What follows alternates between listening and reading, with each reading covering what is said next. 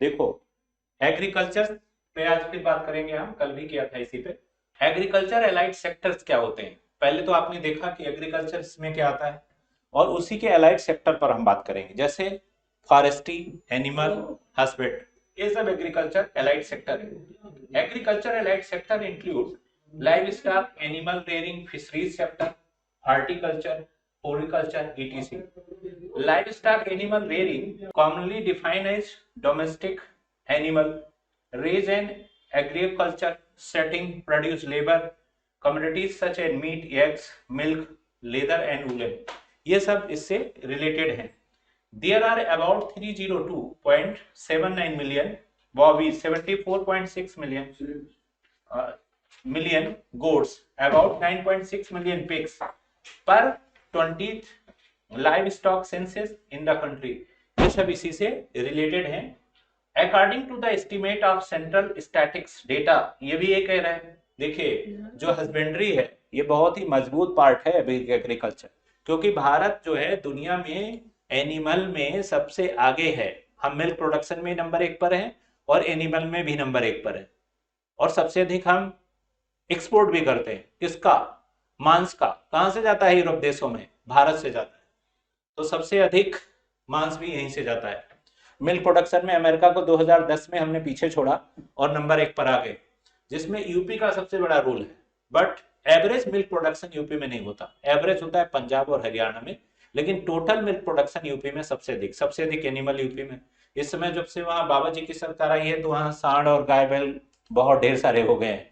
तो वहां पर हम अगर ये देखें तो सबसे अधिक यही मिलेंगे आपको, according to estimates. According to, अब इसके बाद हम आगे बढ़ते हैं आगे अगला। अब फिशरीज सेक्टर क्या है? India has a coastal life of 7516.6 kilometre, और इतना, हाँ इतना मेंटेन जो है, ये देखो ये है एरिया 756 किलोमीटर एरिया है। इसमें mainland constitute coastal lines and around 97 kilometre Indian island touching 13 states, union territories, yes have आएगा। India Ocean in the case respected all the oceans world term the fishing. In India, 75% of marine fish production came from west coast. Presently, India is the second largest fish producing and the culture nations. The Indian fisheries sector in the sunrise sector. India also major producer of the fish. Fira aquatics and the rank of world after China. According to Food and Agriculture Organization (FAO), India holds more than 10% of global fish diversity. तो India के बारे में ये सारी बातें मैंने बताया कि इंडिया में कब और क्या कितनी मात्रा में होता है। अब आते हैं हम हॉर्टिकल्चर पे, आगे बढ़ते हैं। हॉर्टिकल्चर, अब ये देखो जरा, horticulture it is the branch of agriculture concern with intensively culture plant directly use by man for food medicine purpose, authentic gastrifications in the world of cultivation, production, and the sale of vegetable, fruits, flower, herb, arrangemental of aquatic plants, ये सारे इसी से related है। अब fluoric culture, इस पे आप देखो, it the branch of horticulture that deal with the cultivation, processing of marketing of animal, plants, landscaping, small and large area. The mission will focus on commercial flowers crops, seasonal annual crops and annual cultivations, flower crops, honeybee and rearing. Some are popular crops including the gladius, cannella, carnation, chesty, gabler, lulian, marigold, turmeric। ये सारे इसी से related है और सब इसी का part है। इसके बाद देखिए, government step related to agriculture allied sector, horticulture cluster development programme. ये प्रोग्राम हमारे सरकार द्वारा चलाया जा रहा है। Ministry of agriculture farmer welfare launch HCDP 31 May 2021 promote the export horticulture producers, इसको हम प्रमोट कर रहे हैं। फिर है हमारा किसान सारथी, Indian constitution of agriculture research ICARE in 19th foundation day of 16 July 2021 and the occasion of Kisan Sarthi platform was the launch। फिर आएगा प्रधानमंत्री संपदा योजना, this scheme was launched for the sustainable development of fisheries sector in 10 September 2020, part of आत्मनिर्भर Bharat package. ये आत्मनिर्भर package भी चलते हैं। Agriculture infrastructure fund It was the launch of 2020, part of stimulus package. 20 lakh crore enormous response to COVID-19 crisis. National Guinea Bank is are the type of bioresponsibility which the preserve genetic material of collective seeds a plant of issue of culture. तो ये सारा इससे related है और इसी से ये आगे चल रहा है. आगे भी देखो. नेक्स्ट आता है हमारा The Indian Council of Agriculture Research ICAR was established. कब established हुआ ये? जुलाई 1929 में and registered society under the Society Registration Act 1860 और under Society Act 1860 में registered है. It is the autonomous organization under the Development of Agriculture Research and the Education their Ministry of Agriculture and Farmer Welfare Government of India. It is headquartered at the New Delhi with 102 ICAR Constitute Agriculture University spread across the country, the one largest nations and agriculture in the world. In the apex body are the coordination of education and agriculture including horticulture, fisheries, animal and entire. तो ये सब सारे इससे related हैं और ये इसके part हैं. इसके बाद फिर देखो next. FAO is the specialized agency of United Nations that lead to international effort to the defeat of hunger. World Food Day celebrated every year 16 October to mark the anniversary of the FAO in 1945. It is one event-flowed organization based on Rome of Italy. Council of Advancement of People Action, Rural Technology आपका part, ये भी इसका part है. It is the autonomous body set up by the Ministry of Rural Development to interface between the government and NGO that seek to improve the quality of life in the rural area. ये भी इसका एक important part होगा. National Cooperative Development Corporation NCDC. It is the statutory corporation set up under Act of Indian Parliament 13 मार्च 1963. 13 मार्च 1963 को Indian parliament ने ये बनाया. It objective of planning, promoting program for productions, processing, marketing, storage, export, import and agriculture, ये सब इसका part है. इसके बाद आते हैं नेक्स्ट पे. National agriculture cooperative marketing federation of India, जिसको हम बोलते हैं नॉफेड.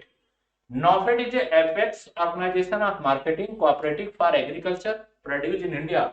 It was stabilization on 2 October 1958. ये 2 अक्टूबर 1958 को एस्टेब्लिश हुआ था. NAFED is the nodal agency to implement price stabilization measure under Operation Greens, which aim the double farmer income by 2022. ठीक है, यहां तक ये पहुंचा.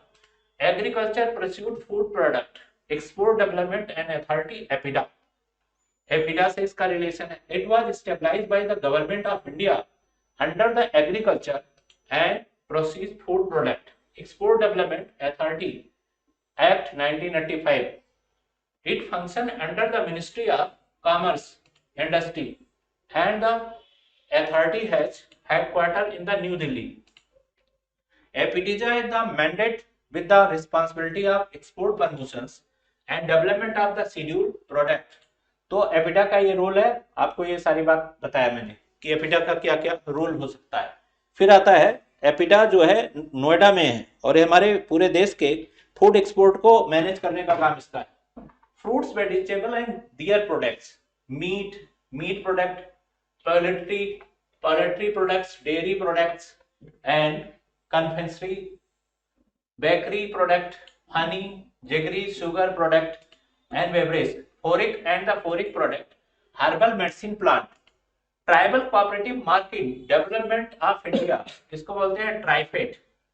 It came into existence in 1987. It is the national level apex organization functioning under Administrative Control Ministry of Tribal Affairs.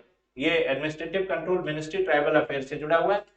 TriFed is the head of office and the Delhi and the network of 13 regional offices located at various places in the country. Regional offices है, इतने places है. The ultimate objective of TriFed is socio-economic development of tribal people in the country by way of marketing development of the tribal products such as metal, craft, tribal textiles, poetry, tribal painting, and poetry which the tribal dependent heavy for major portion their income. तो ये इसका एक part है, इससे भी जुड़ी हुई income बहुत आती है हमारे देश में एग्रीकल्चर से। For promoting agriculture distribution and the national level agriculture technology, ये कब से शुरू हुई? 2015 से। Infrastructure fund were stabilise in the year 2015। Agriculture में इंफ्रास्ट्रक्चर बहुत बड़ा मेजर रोल प्ले करता है, लेकिन मोदी गवर्नमेंट आने के बाद एग्रीकल्चर इंफ्रास्ट्रक्चर को काफी अच्छा तरीके से बना दिया गया, डेवलप कर दिया गया। तो इंफ्रा की जो प्रॉब्लम देश में थी वो अब धीरे धीरे समाप्त हो रही है। Agriculture and farmer welfare ministry promote the fund of providing basic agriculture technology. ये जो वेलफेयर मिनिस्ट्री है ये किसानों के लिए बेसिक एग्रीकल्चर टेक्नोलॉजी प्रोवाइड करती है। Agri export zone AEZs under export import policy in the year 2001 and 2, 8 new agri export zone were established in 7 states। ये 17 स्टेटों में है।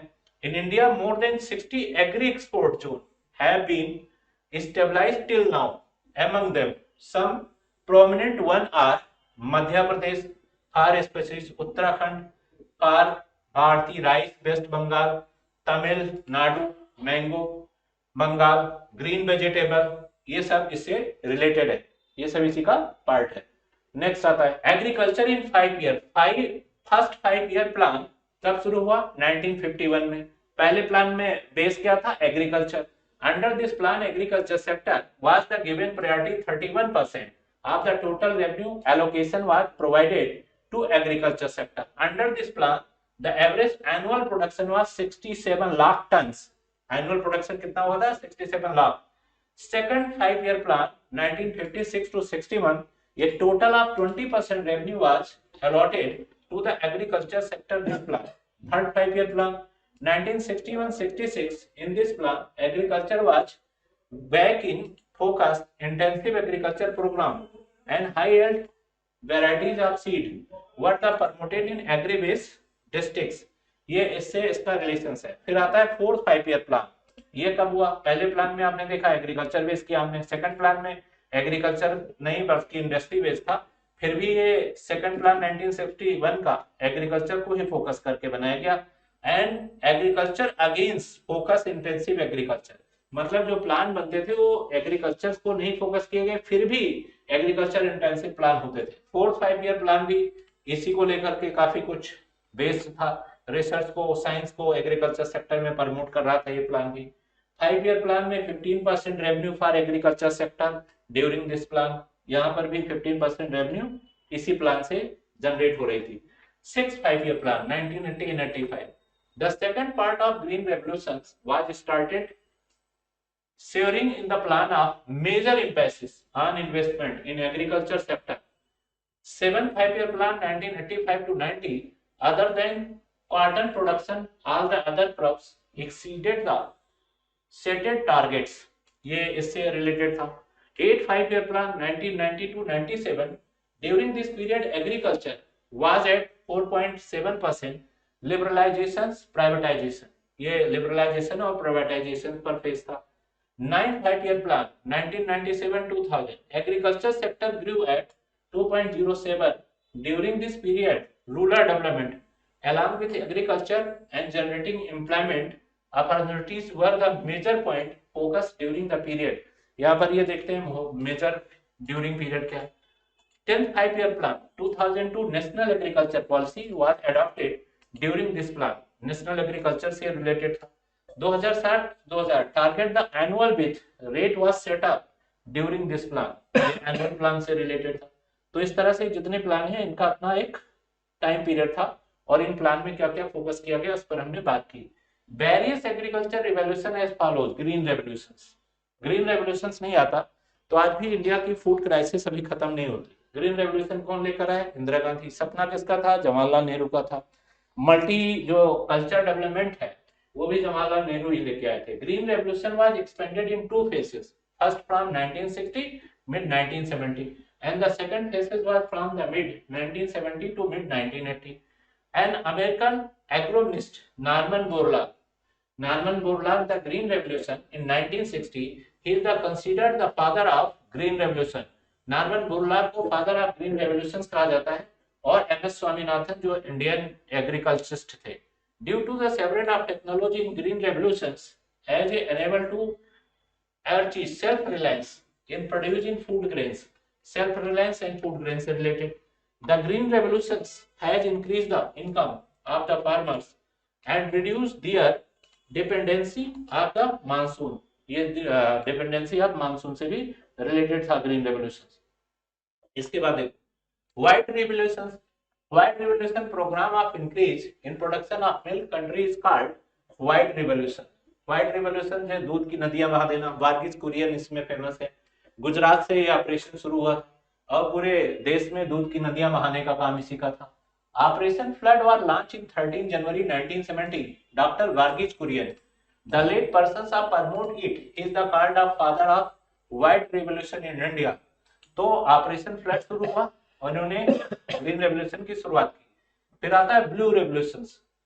Progress that the field of productions and the blue revolution in India is held third largest country in the world in the field of fish production. तो India आज blue revolution की वजह से world का third largest country fish production में बन चुका है. In the explained in India increase during the 7th five-year plan was the help of World Bank. One of package of program the first implemented in 5 coastal state in India. ये इसका main वो है. Second green revolution in 2006 science conference counter effect to green revolutions ensure the holistic development in the agriculture and huge environment interest. APJ Abdul Kalam started initiating second green revolution in the country. तो second green revolution से कौन जुड़ा है? पहले green revolution normal board of doctor Swaminathan. Second green revolution से MS Swaminathan का नाम जुड़ा है. तो ये हमारा आज का टॉपिक था इसका इकोनॉमी का और हमने इसको कंप्लीट किया. ठीक है, धन्यवाद, थैंक यू.